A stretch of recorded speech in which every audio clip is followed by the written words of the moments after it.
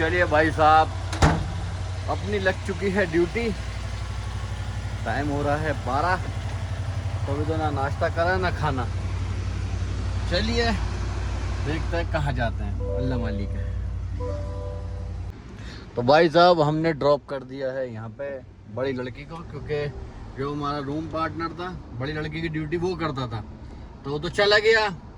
तो जो रूम के सामने वाला है मोटा नियाज, तो 2 दिन से वो कर रहा था, तो वो गया है आज सैलून ड्यूटी। वो सैलून ड्यूटी गया है तो मुझे करनी पड़ रही है इसकी ड्यूटी। तो अब इसको ड्रॉप किया है इधर। अब मैंने उसको कॉल करी है कि मैं जाऊं या वेटिंग है, तो उन्होंने कहा नहीं जाओ वापस। तो चलिए अब चलते हैं वापस रूम पे।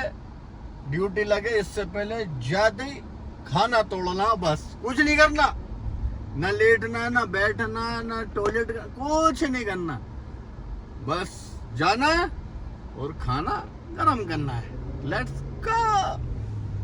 An hour later. तो भाई साहब हम आ चुके हैं रूम पे लड़की को छोड़ के, और ये रहे हमारे गनी भाई। मैं अंदर एंट्री कर रहा था, गनी भाई जा रहे थे बाहर। ये रहे गनी भाई।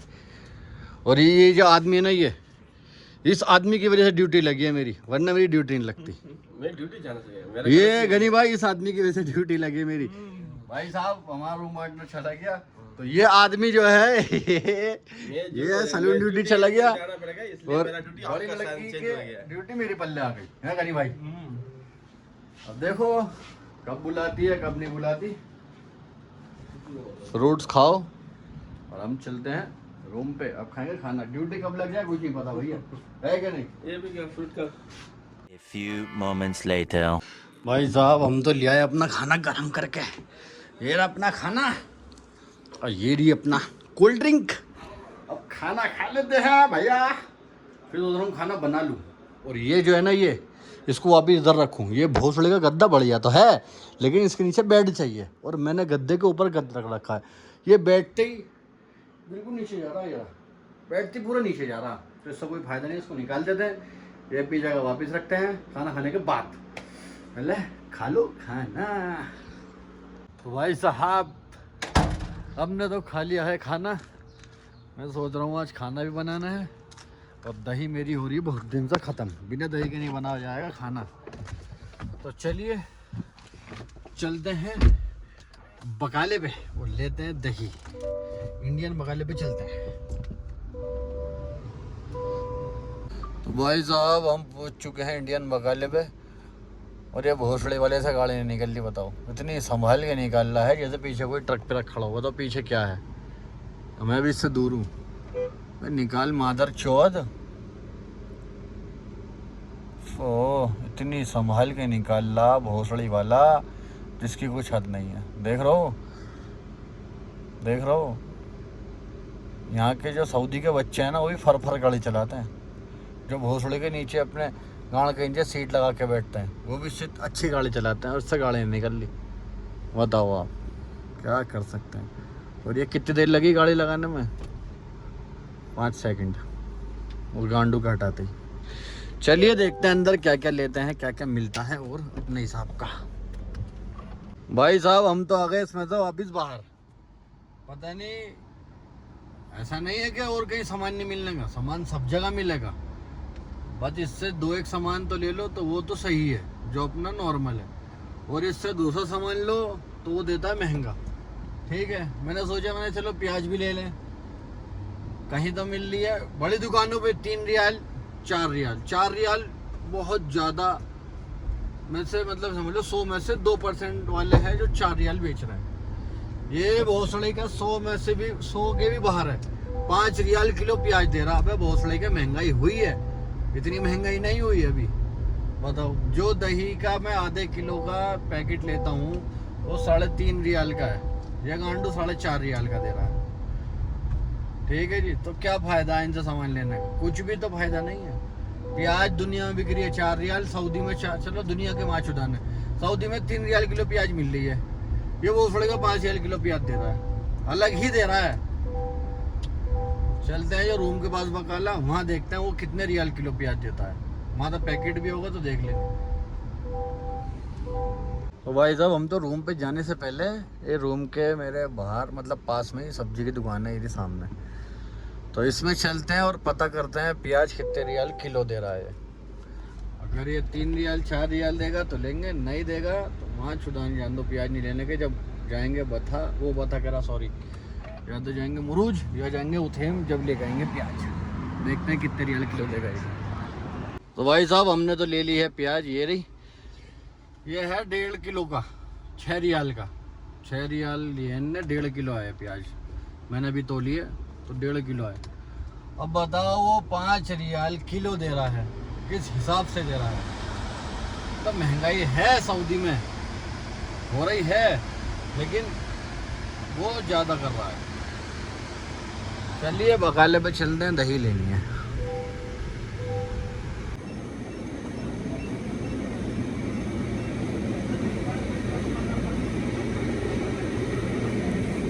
दही किधर है, साली दही नहीं दिख रही। हाँ इधर होगी।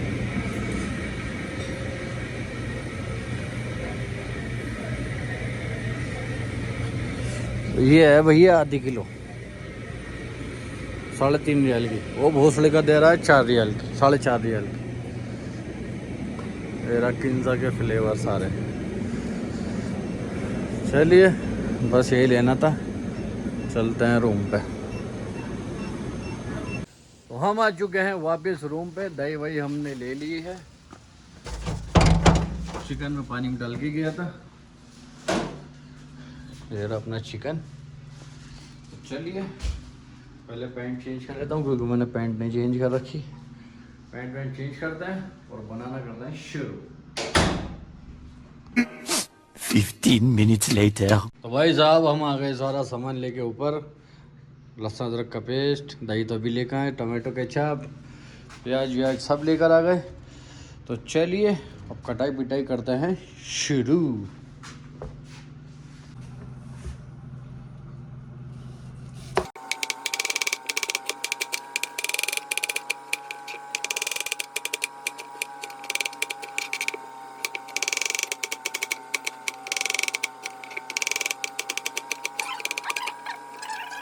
भाई साहब अपनी हो चुकी है प्याज की कटिंग, ठीक है। ये अपना चिकन धो दिया मैंने, और एक प्याज काट के इसमें दही डाल दी, मिर्ची डाल दी, टमाटो पेस्ट डाल दिया। तो चलिए इसकी बना लेते हैं ग्रेवी, और इतना अपना तेल वेल डाल के प्याज करते हैं ब्राउन।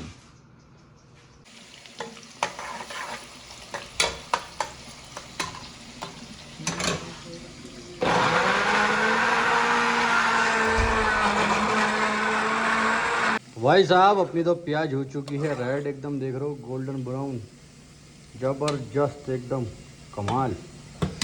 तो चलिए अब ये जो हमने ग्रेवी बनाई है ये डाल देते हैं इसमें।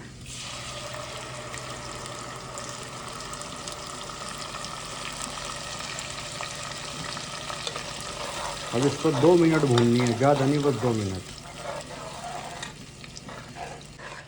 देख रहे हो ग्रेवी कैसी हो रही है, लाजवाब।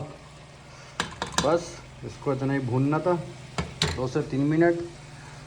चिकन का मैंने पानी निकाल लिया था, फिर पानी आ गया इसमें।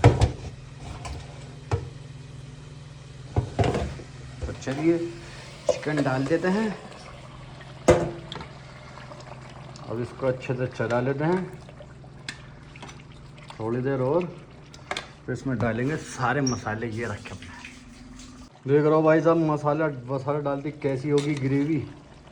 बस एकदम मसाले डाले हैं मैंने, और कुछ नहीं है, ना मिर्ची विर्ची डालता ना मैं कुछ। मसाला 2 चम्मच, तेज़पात, लौंग, इलायची। चलिए इसको पकने देते हैं।